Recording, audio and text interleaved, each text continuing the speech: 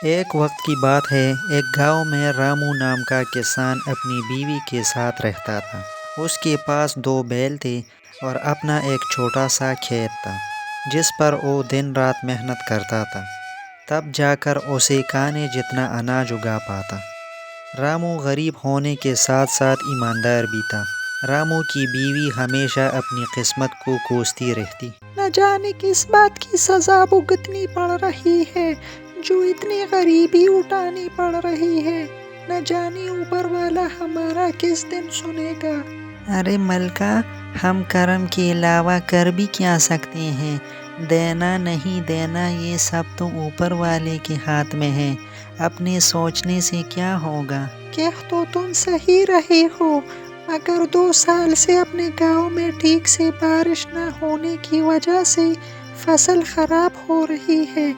گاؤں میں باقی کسانوں کے پاس تو گائے بھینس ہے جس سے ان کا تو گزارا چل جاتا ہے، مگر اپنے پاس تو صرف ایک چھوٹے سے کھیت کے علاوہ کچھ بھی نہیں ہے، اور بارش نہ ہونے کی وجہ سے اس کھیت میں بھی فصل نہیں ہوتی۔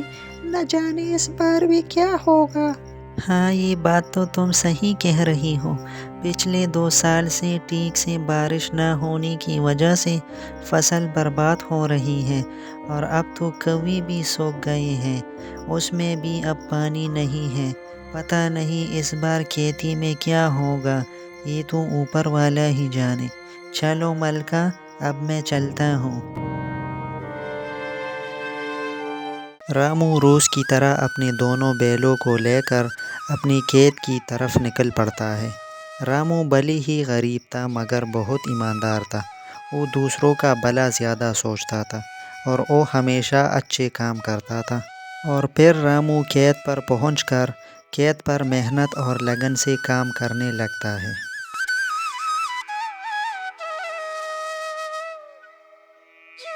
پھر تھوڑی دیر بعد ارے اتنی دھوپ میں کام کرنے کے بعد اب مجھے بھوک لگ رہی ہے، اور اب تو میرے یہ دونوں بیل بھی تک گئے ہیں۔ ایک کام کرتا ہوں، گھر چلتا ہوں، باقی کام کل کر لوں گا۔ میرے بیچارے بیل بھی تک گئے ہیں، چلو اب گھر چلتے ہیں۔ رامو خود سے زیادہ اپنے بیلوں کا خیال رکھتا تھا۔ وہ اپنے بیلوں سے زیادہ کام نہیں کرواتا تھا، اور رامو اپنے گھر پہنچ جاتا ہے۔ ملکہ، ارے او ملکہ، آج دھوپ میں کام کرتے کرتے مجھے بہت تیز بھوک لگ رہی ہے۔ جاؤ تم، جاؤ گھر میں جو بھی ہے فٹافٹ لے کر آؤ، تب تک میں اپنے دونوں بیلوں کو چارہ ڈال کر آتا ہوں۔ اتنے میں ان کو ایک آواز سنائی دیتی ہے۔ ارے یہ کس کی آواز ہے؟ وہ دونوں باہر نکل کر دیکھتے ہیں تو ایک غریب فقیر ان کے گھر کے باہر بھیک مانگنے کھڑے ہوتے ہیں۔ جو کچھ بھی گھر میں ہو، چاول، دال، باجرہ، وہ مجھے دے دو بیٹا۔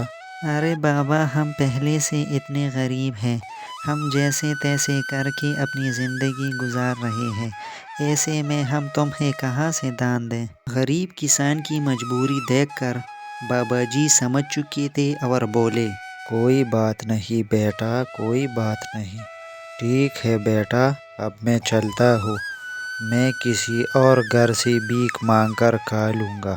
ارے سنو، اپنے گھر میں بابا کو دینے لائق کچھ کھانا ہے کیا؟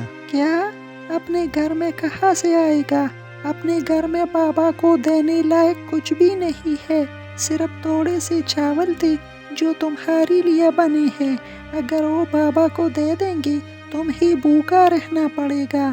رکیے بابا، ملکہ، جاؤ، جو میرے حصے کا کھانا ہے وہ جا کر بابا کو دے دو۔ مگر پھر تم کیا کھاؤ گی؟ اگر بابا کو تم کھانا دے دو گی پھر گھر میں ایک دانہ تک نہیں ہے، تمہیں بھوکا رہنا ہوگا۔ اس کی فکر تم مت کرو، میں بھوکا رہ لوں گا، مگر بابا کو میں اپنے گھر سے بھوکا جانے دوں گا تو میرے گلے سے ویسے بھی کھانا نہیں اترے گا۔ جاؤ تم بابا کے لیے وہ کھانا لے کر آؤ۔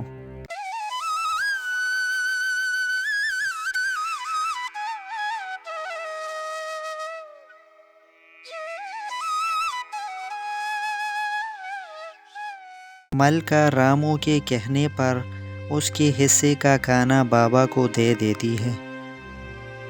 شکریہ بیٹا، شکریہ، بھلی ہی تیری ابھی برے دن چل رہے ہیں، مگر اوپر والا سب دیکھ رہا ہے، وہ تیری ایک دن ضرور سنے گا بیٹا، صبر رکھو۔ ادھر آؤ بیٹا،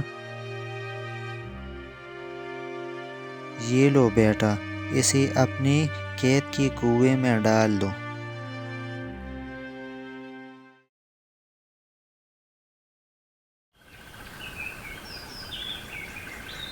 پھر صبح ہر روز کی طرح رامو آج بھی اپنے دونوں بیلوں کے ساتھ کھیت کی طرف چل دیتا ہے۔ اپنے کھیت کی جتائی کر ہی رہا تھا تو پھر اتنے میں ایک امیر آدمی رامو کی کھیت کی کنارے سے گزر رہا تھا اور رامو کے پاس آ کر کہتا ہے، ارے بھائی، یہاں آس پاس کہیں پانی ہے کیا؟ بھائی صاحب، یہاں سے کچھ ہی دور پر ایک ہینڈ پمپ ہے، جا کر آپ وہاں سے پانی لے لو۔ ارے بھائی، تم بہت محنتی دکھ رہے ہو، تم اتنی محنت کیوں کرتے ہو؟ کیا بتاؤں بھائی صاحب، میں اپنی اور اپنی بیوی کے لیے اتنی محنت کرتا ہوں۔ ارے تم اتنی محنت کے باوجود ابھی تک غریب کے غریب ہو، تم تو اچھے کام کرتے ہو، تو بھی تم غریب ہو۔ مجھے تو نہیں لگتا ہے کہ اچھے کاموں کا پھل ملتا ہے۔ نہیں نہیں بھائی صاحب، مجھے پورا یقین ہے، اوپر والے کے در پر دیر ہے مگر اندھیر نہیں۔ جو اچھا کام کرے گا اسے اچھے کاموں کا پھل ضرور ملے گا، دیر سے ملے گا مگر ملے گا ضرور۔ رامو کی بات سن کر امیر آدمی ہنستا ہوا وہاں سے چلا جاتا ہے۔ رامو نے اپنی محنت جاری رکھی مگر کھیت کو جوتتے جوتتے اچانک سے رامو کا پیر ہل سے لگ جاتا ہے، جس کی وجہ سے رامو کا پیر زخمی ہو جاتا ہے۔ رامو درد کے مارے جھوم اٹھا، اے اوپر والے، میرا پیر تو زخمی ہو گیا۔ وہ امیر آدمی صحیح بول رہا تھا کیا کہ محنت کا کوئی پھل نہیں ہوتا؟ اگر میں اچھے کام کر رہا ہوں تو بھی میرا پیر زخمی ہو گیا۔ میں نے کسی کا کیا بگاڑا ہے جو میرے پیر میں لگی؟ چلو خیر، میں جا کر وہ تعویذ کنویں میں ڈالتا ہوں۔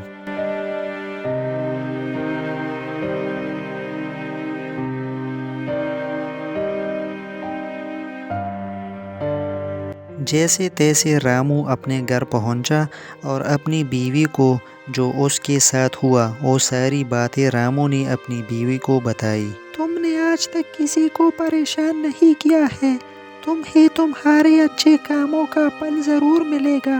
رامو کو اپنی بیوی کی بات سن کر تسلی آئی۔